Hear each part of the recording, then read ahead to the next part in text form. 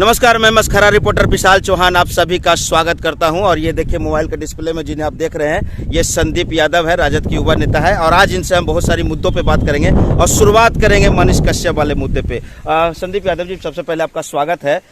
ये जानना चाहूँगा कि जिस तरह से मनीष कश्यप की गिरफ्तारी हुई है और वो वीडियो के माध्यम से तेजस्वी यादव को ललकारते हुए दिख रहे थे और कह रहे थे कि फंसाने का काम किया जा रहा है, तेजस्वी यादव उन्हें फंसाने का काम करे, एक उभरता युवा को देखना नहीं चाहते हैं, उनसे ज़्यादा मुझे फ्लोवर है, अगर मेरी गिरफ्तारी होती है तो 6 महीने के बाद आऊँगा निकल कर और उनकी सरकार गिर जाएगी। देखिए, मनीष कश्यप की पूरी साजिश थी कि बिहार को भी यूपी वाला सांप्रदायिक दंगे में झोंक देने का।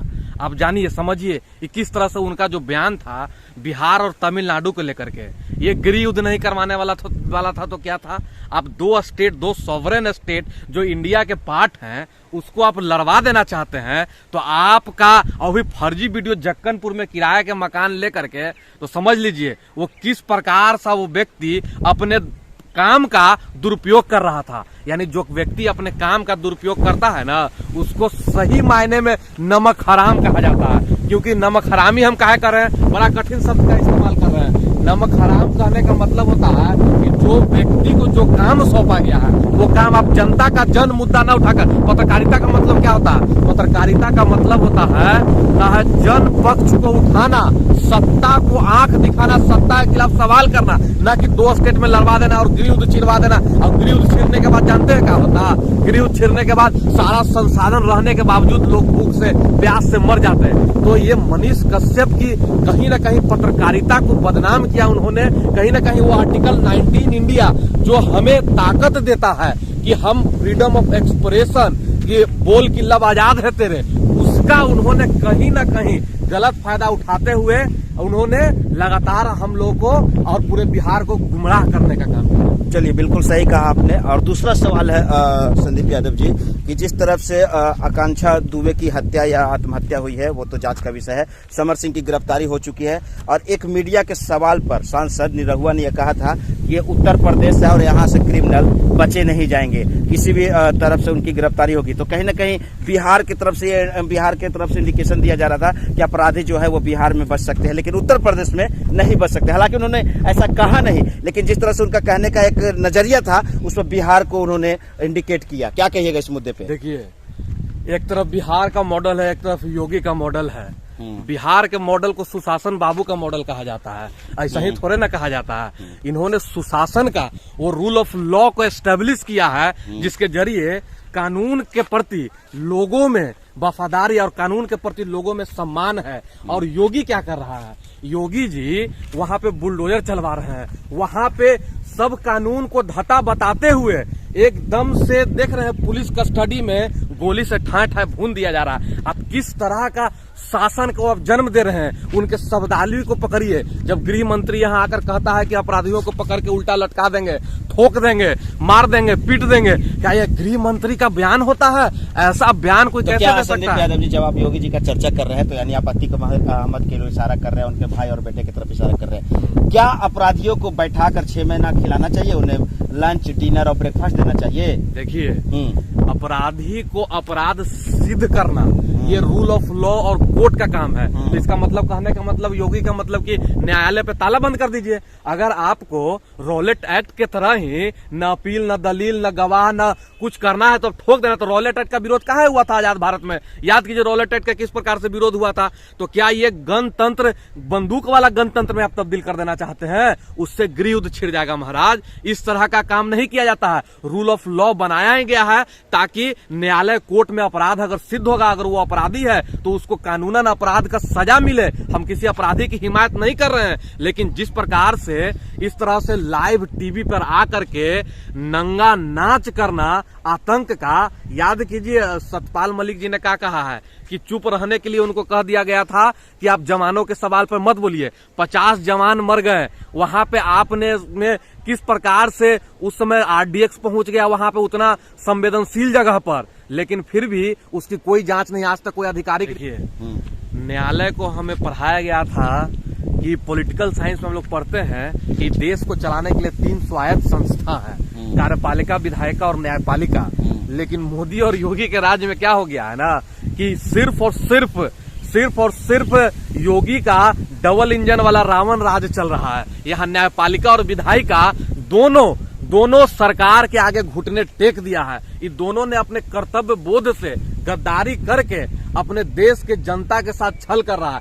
अगर बहुत सारा केस पेंडिंग है तो इसमें सरकार को पहल लेकर के बहुत सारे कोर्ट, बहुत सारे जज और बहुत सारे वकीलों को बहाल करा करके हमारा देश का जनसंख्या आज देखिए नंबर 1 पे चल गए। हमारे यहाँ स्किल का कोई कमी नहीं है। एक से एक अगर हम मौका दें तो एक से एक लोग जज वकील बनकर बड़े बड़े कोर्ट खोलिए, बहुत सारे कोर्ट खोलिए। आप अगर चाहिएगा, इच्छा शक्ति दिखाइएगा, सारे केस का निपटारा हो जाएगा। लेकिन उनका तो काम है क्या करके रखना। कसाओं की तरह इन्हें अरेस्ट, गिरफ्तारी होती, आराम से 2 साल खिलाते पिलाते तब फांसी होती। यही कहना है आपका? देखिए, कसाब में और अतीक अहमद जी में अंतर है।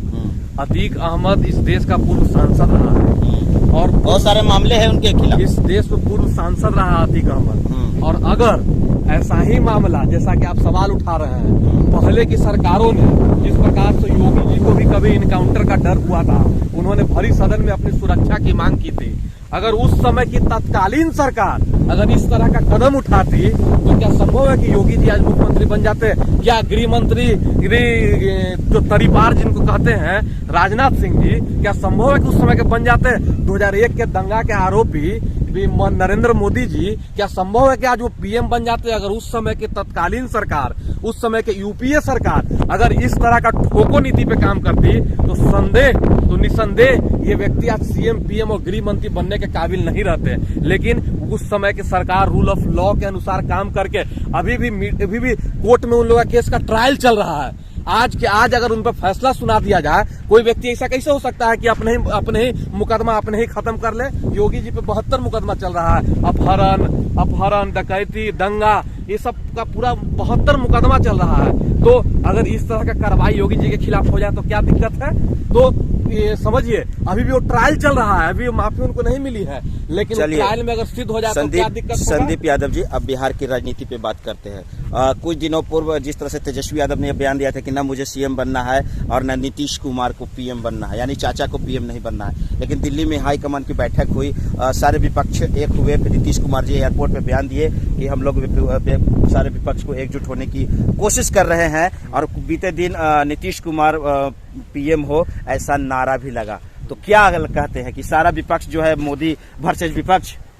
देखिए, हो का रहा है ना, ये बिहार है। बिहार जो है ना, ये पाटलिपुत्र की धरती है और पाटलिपुत्र से कभी पूरी दुनिया चला करता था। यहाँ के राजनीति से पूरे भारत का गद्दी डोलता है। एक तरफ गुजरात मॉडल के नाम पर जो दंगा फसाद वाला मॉडल था, जो मुसलमानों पर आधिपत्य साबित करके तथाकथित नकली फर्जी हिंदू का शासन 2014 में दिखाया गया, और एक तरफ बिहार मॉडल है जो एकमात्र मॉडल पूरे देख रहे हैं ना, पूरे दुनिया में क्या हो रहा है, पूरे इंडिया में सब जगह बना बनाया सरकार को कबाड़ दिया जा रहा है। और योगी और मोदी और अमित शाह तीनों मिल करके बना बनाया सरकार, लोकतांत्रिक ढंग से चुना हुआ सरकार को कबाड़ के फेंक दे रहा है, पैसा के बल पर, धन बल, बाहुबल के दम पर। लेकिन एकमात्र बिहार स्टेट है जो बिहार स्टेट ने उसके सांप्रदायिक और घृणा और हत्या और दंगा वाले सरकार को, 2 समाजवादी व्यक्ति एक साथ होकर के बीजेपी के सरकार को उखाड़ के फेंक दिया। तो यही तो 2024 में हो जाएगा। इसी बिहार मॉडल को पूरे देश में लागू कर देना है, कुछ करना थोड़े है। वो दंगा फसाद, हत्या, बलात्कार, डर, भय वाला एक तरफ मॉडल है, तो एक तरफ सुशासन, विकास, विज्ञान, न्याय, तर्क संगत, समाजवादी, विज्ञानवादी, साम्यवादी वाले विचारधारा वाले लोग हैं। तो अब बस एक पलड़ा भारी है कि किस तरफ लोगों की बात सुनी जाएगी, कि दंगा की बात सुनी जाएगी। प्रधानमंत्री और तेजस्वी यादव मुख्यमंत्री, बिल्कुल लेकिन पूरी तरह से एक और चेहरा निकलकर सामने आ रहा है, चिराग पासवान। और ऐसी उम्मीद लगाई जा रही है, क्यास लगाई जा रही है सूत्रों के हवाले से कि सीएम कैंडिडेट जो 2025 में हो सकते हैं चिराग पासवान। देखिए, चिराग जी पर बोलना मेरा क्या है। एक संजय सिंह है हमारे मुजफ्फरपुर का एमएलए, उन्होंने वहाँ के एक प्रमुख को कहा कि रे दुस्ता, तू बोलेगा इसे रे, तू दुसात चमार के बोले का औकात हो गया है। देखिए किस प्रकार से वो इस तरह का शब्दावली इस्तेमाल कर रहे हैं। वहाँ के जो एमएलए राजू सिंह जो हैं और चिराग पासवान क्या कर रहे हैं, आपको जाति सूचक गाली बका जा रहा है। निसंदेह आज अगर रामविलास पासवान जी होते हैं तो उसको कान पकड़ के कनैठी दे करके आज लोजपा के गद्दी से हटा दिए होते कि तुम्हारे रहते कोई कैसे प्रमुख को इस प्रकार से गाली बक रहा है। तो वो अपने ही समाज के लोगों की पीड़ा को नहीं समझ पा रहे हैं, तो वो खाक बिहार के पीड़ा को समझेंगे। ये आज के डेट में चिराग पासवान जी योगी और मोदी के गोद में जाकर बैठे हैं, और गोद में बैठने वाले लोगों को बिहार पसंद नहीं करता। बिहार पसंद करता शेर की तरह इकबाल और समाजवाद से शासन चलाने वाला न्याय प्रिय लोगों को पसंद करता है। इसलिए ये बिहार की धरती है, और बिहार की धरती से निकला पैगाम पूरे देश में फैलेगा, और 2024 का नया आगाज करेगा, नया सवेरा लेकर आएगा, और 2024 में समाजवादी और पंथ निरपेक्ष की सरकार को स्थापित करके एक मॉडल प्रस्तुत करेगा, जिसका नाम हमने दिया है बिहार मॉडल। बिहार मॉडल। ये थे हमारे साथ राजद के युवा नेता संदीप यादव जी, जो तमाम मुद्दों पे हमारे साथ बात किए। और